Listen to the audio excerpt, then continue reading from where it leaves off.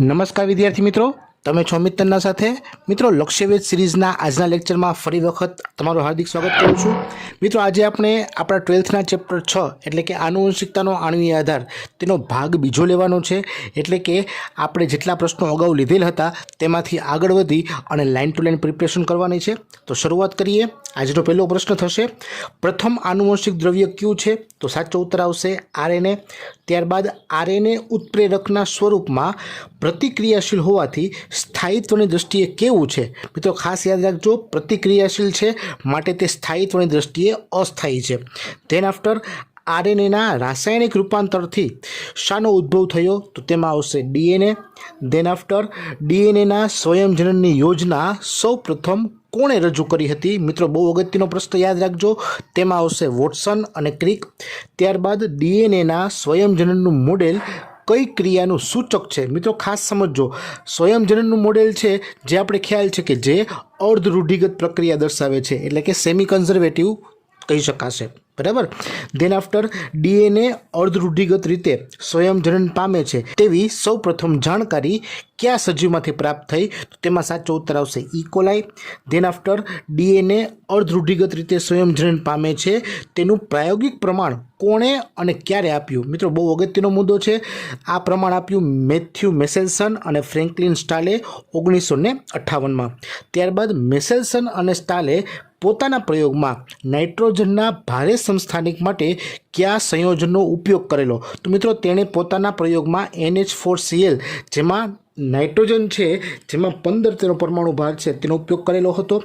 ત્યાર આફ્ટર, મેસેલ્સન અને સ્ટાલે પોતાના પ્રયોગમાં ભારે ડીએનએથી સામાન્ય ડીએનએને અલગ કરવા માટે સેન્ટ્રીફ્યુગેશનમાં કયા દ્રવ્યના ઘનત્વ પ્રમાણનો ઉપયોગ કરેલો? મિત્રો, વેરી મોસ્ટ ઇમ્પોર્ટન્ટ પ્રશ્ન અગાઉ પણ પૂછેલ છે, તેમાં આવશે સીઝિયમ ક્લોરાઇડ એટલે કે CHCl। ધેન આફ્ટર, ઇકોલાઈના વિભાજનનો સમયગાળો જણાવો, તેમાં આવશે 20 મિનિટ।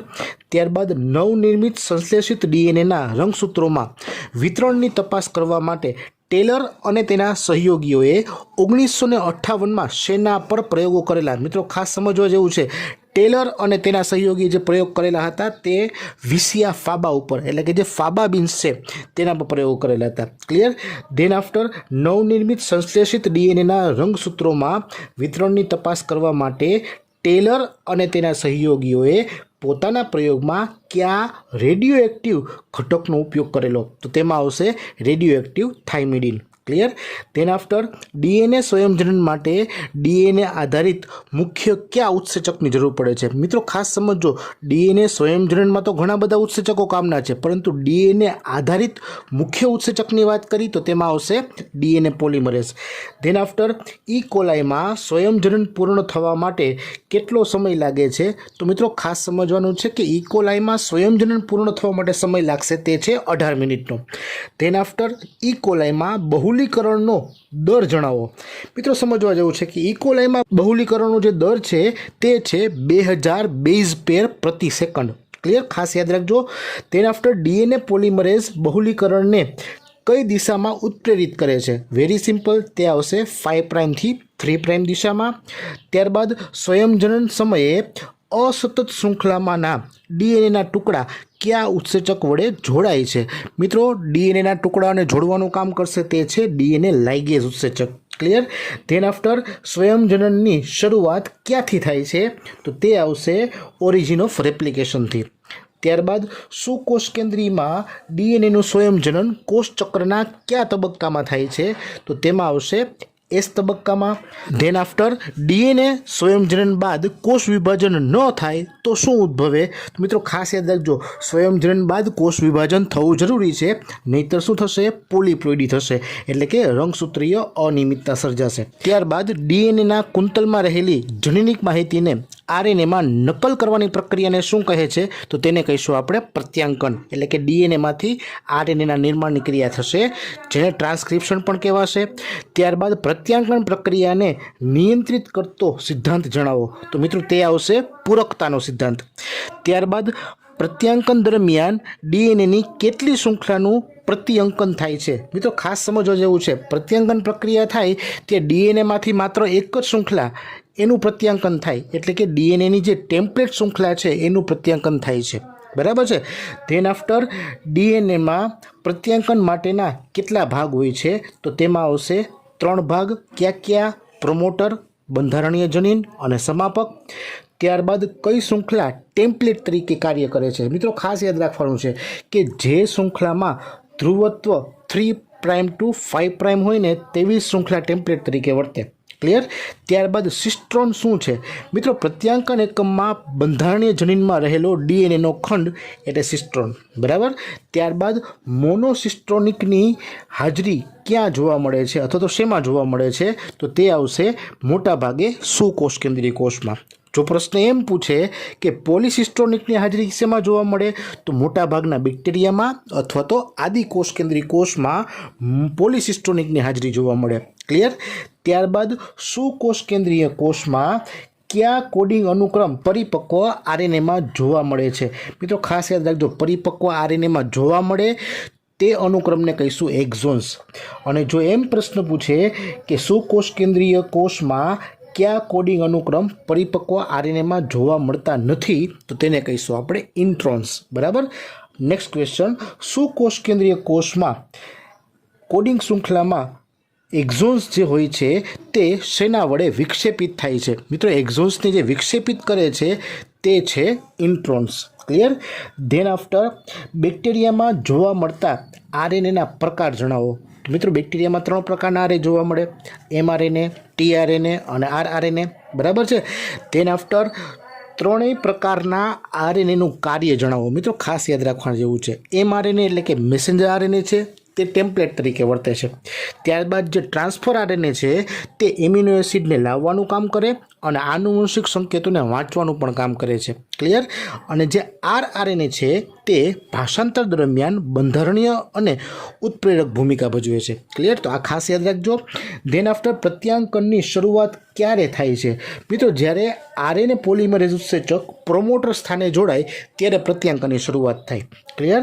ધેન આફ્ટર પ્રત્યાંકન શરૂ કરવા માટે જવાબદાર કારક કયો? તો મિત્રો પ્રત્યાંકન શરૂ કરવા માટે જવાબદાર કારક છે તેને કહીશું આપણે પ્રારંભિક કારક, જે સિગ્મા કારક છે.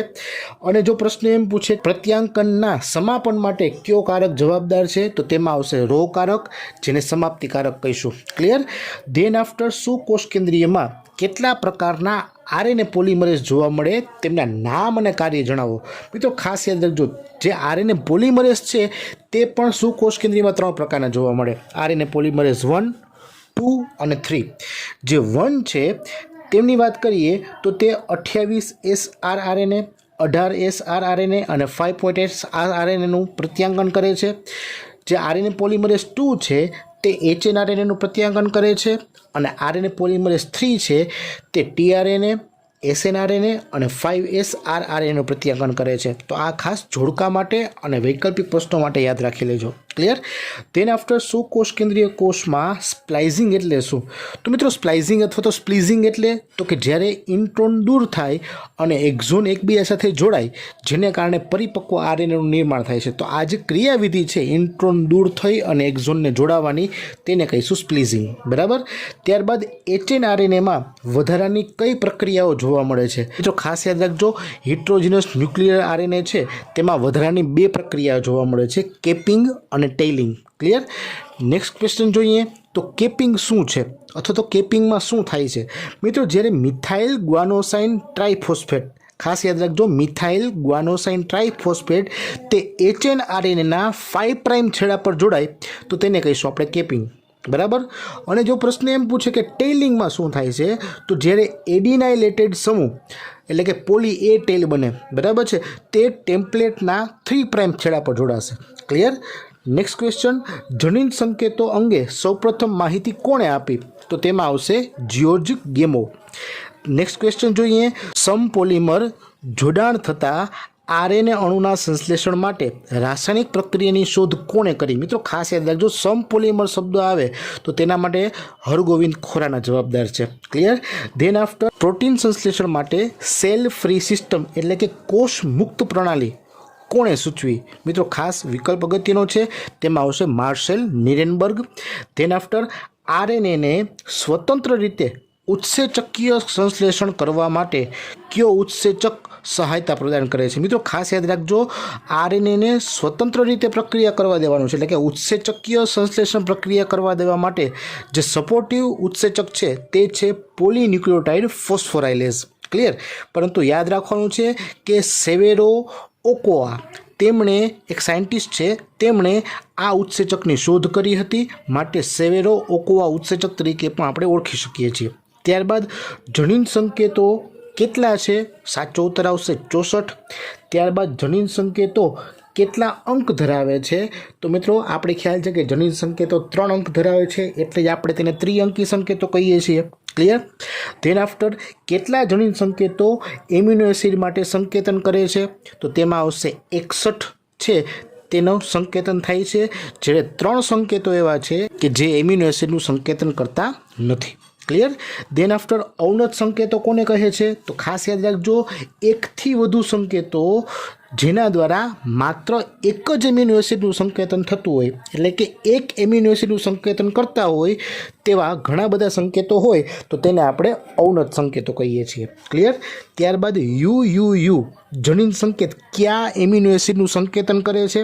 તો તેમાં આવશે ફિનાઇલ એલેનિન. મિત્રો ખાસ યાદ રાખજો, તમે જે ટેક્સ્ટ બુકમાં કોષ્ટકનો અભ્યાસ કર્યો છે તે કોષ્ટકમાંથી કોઈ પણ પ્રકારના જે સંકેતો છે તે આપી અને તે કોનું સંકેતન કરે છે એવું પૂછી શકે, તો એની પણ તૈયારી કરવાની રહેશે.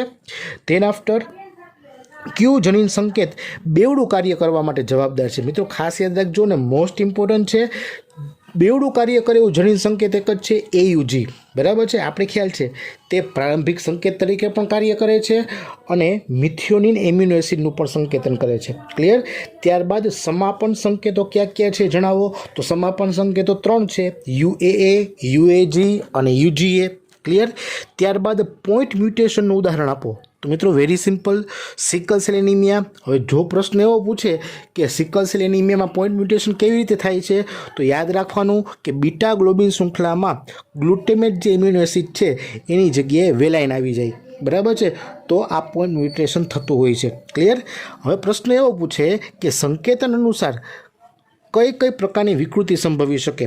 એક તો પોઈન્ટ મ્યુટેશન, બીજું થશે લોપ, ત્રીજું થશે ફ્રેમ શિફ્ટ. તો આ પ્રકારની વિકૃતિ સંભવી શકે. ક્લિયર?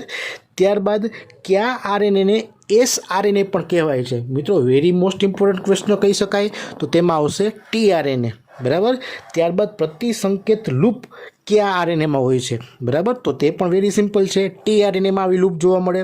ત્યારબાદ ટીઆરએનએનું દ્વિતીય બંધારણ શેના જેવું દેખાય છે? તો મિત્રો ખાસ યાદ રાખજો, તે ક્લોવરના પર્ણ જેવું દેખાય છે. ક્લિયર? પરંતુ પ્રશ્ન જો એમ પૂછે કે વાસ્તવમાં ટીઆરએનએ કયા આકારનો સઘન અણુ છે? તો તેમાં આવશે ઊંધા એલ આકારનો. ક્લિયર? ત્યારબાદ એમિનો એસિડના બહુલીકરણથી પોલીપેપ્ટાઇડનું નિર્માણ થવાની ક્રિયાને શું કહેવાય? મિત્રો ખાસ યાદ રાખજો, એમિનો એસિડના બહુલીકરણથી પોલીપેપ્ટાઇડ બનવું, તો આને કહીશું આપણે ટ્રાન્સલેશન, એટલે કે ભાષાંતરણ. પોલીપેપ્ટાઇડ બનવું એટલે પ્રોટીન બનવું. ક્લિયર? ત્યારબાદ એમિનો એસિડ કયા બંધ વડે એકબીજા સાથે જોડાય છે? તો તેમાં આવશે પેપ્ટાઇડ બંધ. ધેન આફ્ટર શરૂઆતમાં એમિનો એસિડ સ્વયં એટીપીની હાજરીમાં સક્રિય થઈ પોતાના સંબંધિત ટીઆરએનએ સાથે જોડાય છે, તો તેને શું કહેવાય? મિત્રો ખાસ સમજો, શરૂઆતમાં જ્યારે ભાષાંતરની પ્રક્રિયામાં જે એમિનો એસિડ છે તે સ્વયં ટીઆરએનએ સાથે જોડાય તો તેને કહીશું ટીઆરએનએનું ચાર્જિંગ થયું, એટલે કે ચાર્જિંગ ઓફ ટીઆરએનએ પણ કહેવાય, અથવા તો ટીઆરએનએનું આવેશીકરણ પણ કહેવાય, અથવા તો ટીઆરએનએનું એમિનો એસાઇલેશન પણ કહેવાય. ક્લિયર? તો આ બધા નામ યાદ રાખવાના છે. ધેન આફ્ટર રિબોઝોમનો કયો પેટા એકમ એમઆરએનએ સાથે સંકળાય છે? મિત્રો ખાસ યાદ રાખજો, રિબોઝોમમાં 2 પેટા એકમ હોય, નાનો પેટા એકમ અને મોટો પેટા એકમ. બરાબર છે? તો તે પૈકી જે નાનો પેટા એકમ હોય ને તે જ એમઆરએનએ સાથે સંકળાય. ક્લિયર? ઓકે. ધેન આફ્ટર પૂર્ણ નામ આપો યુટીઆર, જેને કહીશું આપણે અનટ્રાન્સલેટેડ રિજિયન્સ. ક્લિયર? તો પ્રશ્ન એવો થાય કે યુટીઆર છે તે ક્યાં હાજર હોય છે? તો ખાસ યાદ રાખજો, યુટીઆર છે તે 5 પ્રાઇમ છેડે અને 3 પ્રાઇમ છેડે બંને છેડે હાજર હોય. પરંતુ યાદ રાખવાનું કે 5 પ્રાઇમ છેડે એટલે શું? તો કે પ્રારંભિક સંકેત પહેલાં, અને 3 પ્રાઇમ છેડે એટલે સમાપ્તિ સંકેત પછી. ક્લિયર? બંને જગ્યાએ યુટીઆર હાજર હોય. ધેન આફ્ટર ભાષાંતર પ્રક્રિયાનો અંત કેવી રીતે આવે છે? તો જ્યારે વિમોચક કારક છે તે સમાપ્તિ સંકેત સાથે જોડાય ત્યારે ભાષાંતર પ્રક્રિયાનો અંત આવે છે. ક્લિયર? તો મિત્રો અહીં આપણે આ ચેપ્ટરના બીજા ભાગમાં એવરેજ 70 જેટલા પ્રશ્નો લીધેલા છે. ક્લિયર? બાકીના જે પ્રશ્નો છે એટલે કે આ પાઠના બાકીના પ્રશ્નો તેને આપણે નેક્સ્ટ વિડીયોમાં પૂર્ણ કરીશું. ક્લિયર? તો ત્યાં સુધી વાંચતા રહેજો, તૈયારી કરજો. જય હિન્દ.